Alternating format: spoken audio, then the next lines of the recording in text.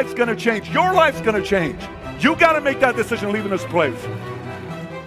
So no more want. Moving forward. We want to go distance ourselves from our friends and family because we have dreams. You go, boom. That hurt right there. But watch. Many of you, you have not only one, you have not only two. So one represents your mom, one represents your wife or ex or friend or peer or cousin. Another one, another one, another one, another one. These are all people that are holding you. So watch. Watch your heart. One of the scariest things about life is a question. The scary question can shake a soul up because no one's asked that question. So for me, the transition for somebody to want to change it and get clarity is actually asking questions. This hand represents you. This hand represents your friends and family. This is you saying, I want to go do something big with you. You go, but your friends are like, wait a minute, come back down here. What are you doing? Come back. No, Mom, Dad, I'm so sick and tired of being broke. Son, come back down here. We're not special, just regular. You think you're going to be a millionaire one day? And you keep going. Eventually, when you try to go, the tension gets hard. It's so difficult to break away because if you do, it's going to snap. So this is you and I.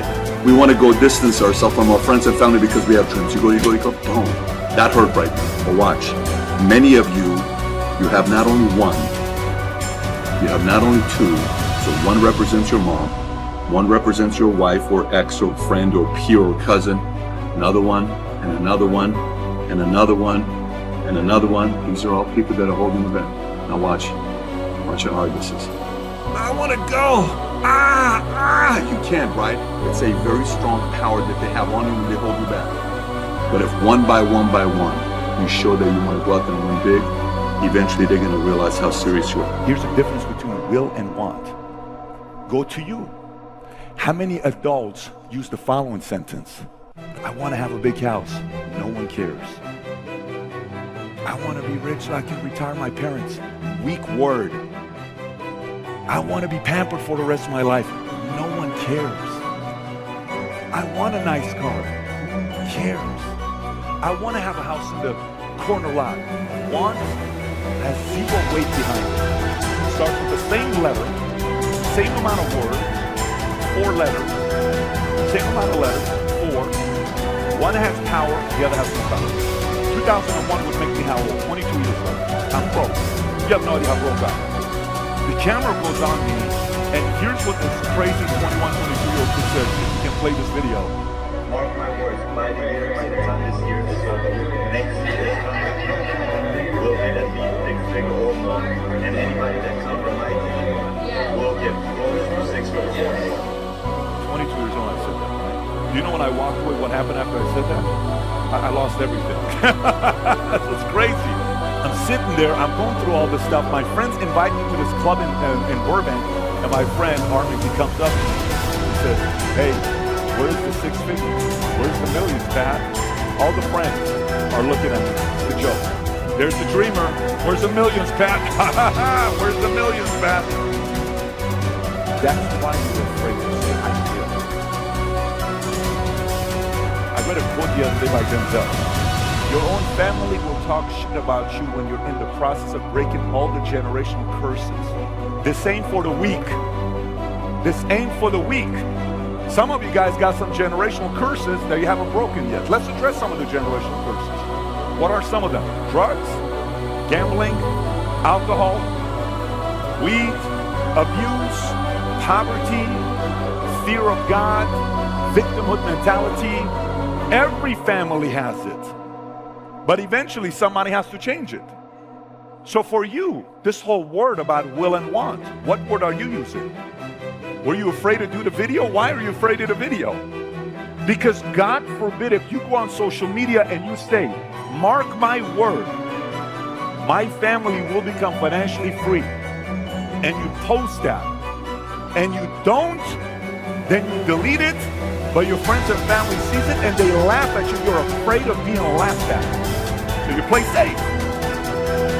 You play safe. You don't want to go to these gatherings. I guarantee you the world's going to know your last name.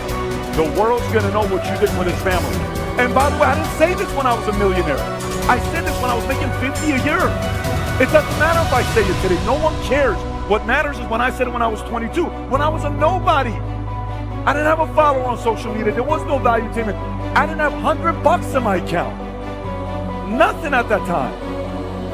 Going back to you. Last night I told you, George put this entire meeting together for who? You. And only you. Yes, say it again. George put this meeting together for me.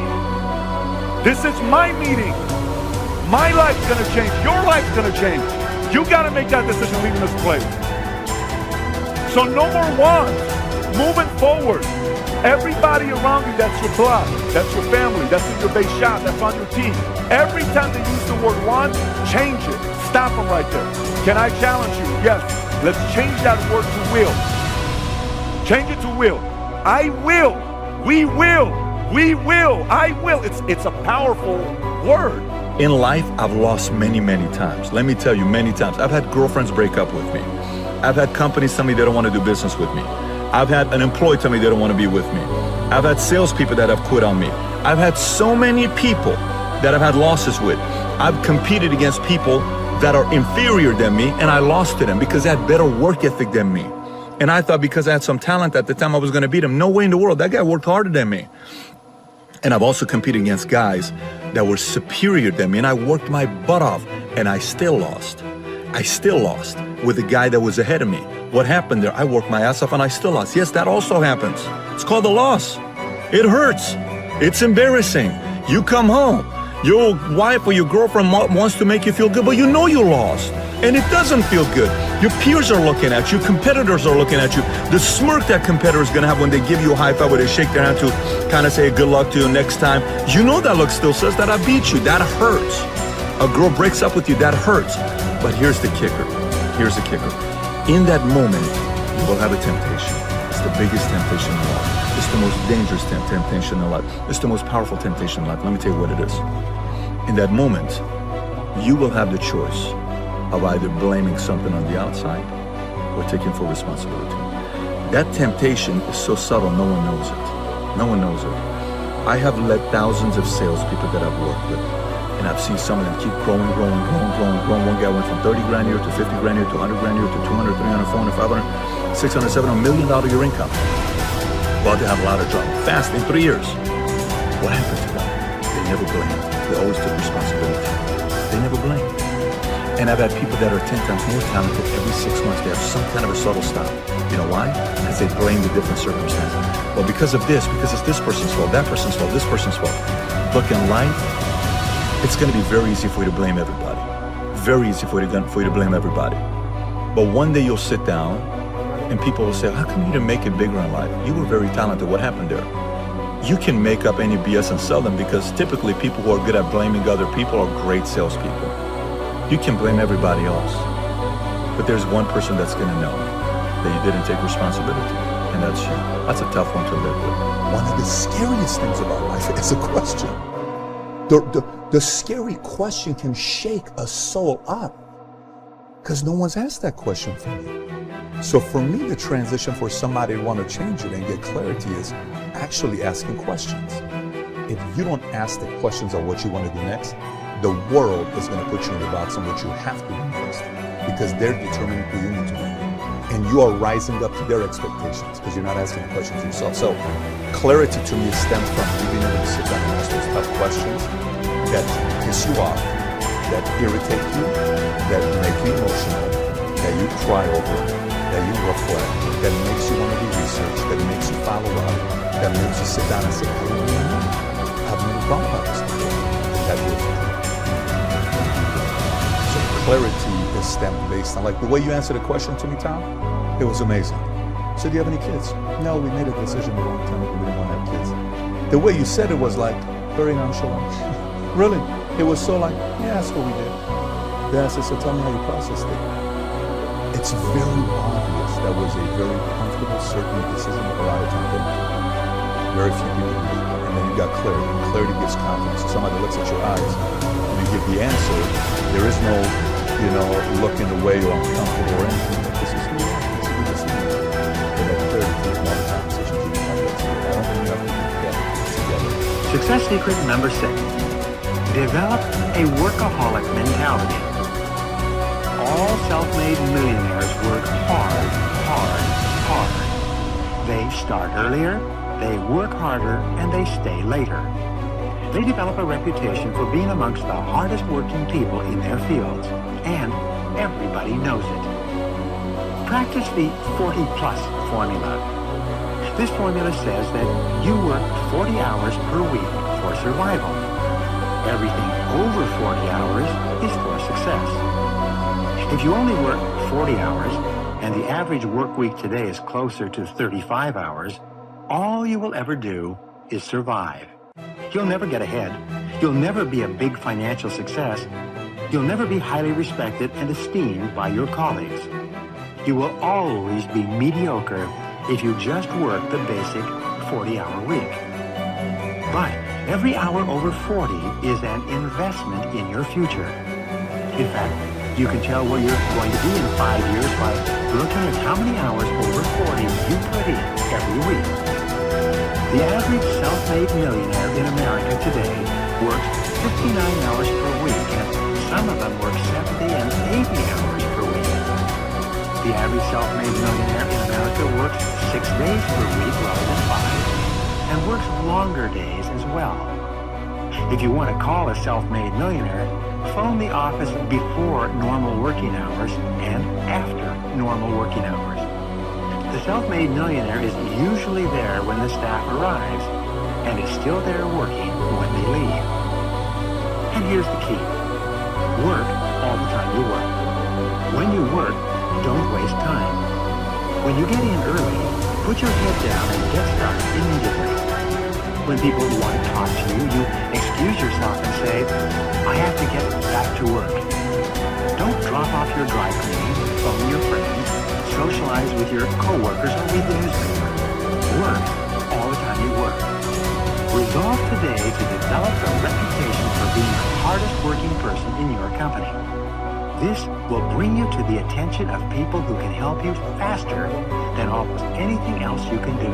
It's so easy to go and look at what other people do badly. But one of the leadership characteristics of vision that he showed me, and I'll never forget it, is look for the good in what other people are doing and apply it. It doesn't take a genius IQ or 20 years of experience to find the possibility in every situation. All it takes is the right attitude, and anybody can cultivate that. Dream one size bigger.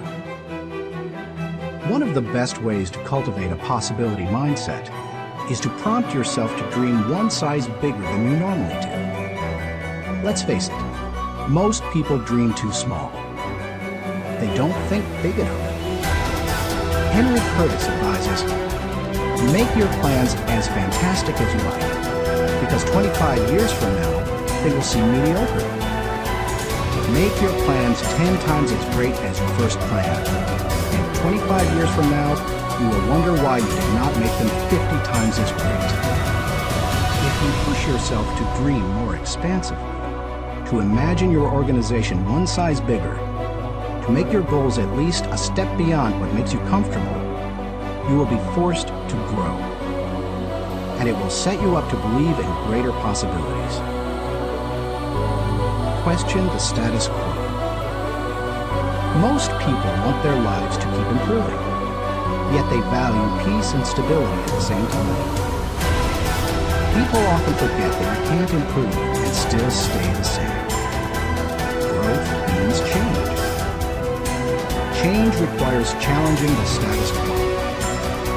If you want greater possibilities, you can't settle for what you have now. When you become a possibility thinker, you will face many people who will want you to give up your dreams and embrace the status quo. Achievers refuse to accept the status quo. As you begin to explore greater possibilities for yourself, your organization, or your family, and others challenge you for it, take comfort in knowing that right now as you read this, other possibility thinkers across the country and around the world are thinking about curing cancer, developing new energy sources, feeding hungry people, and improving quality of life. They are challenging the status quo against the odds, and you should too.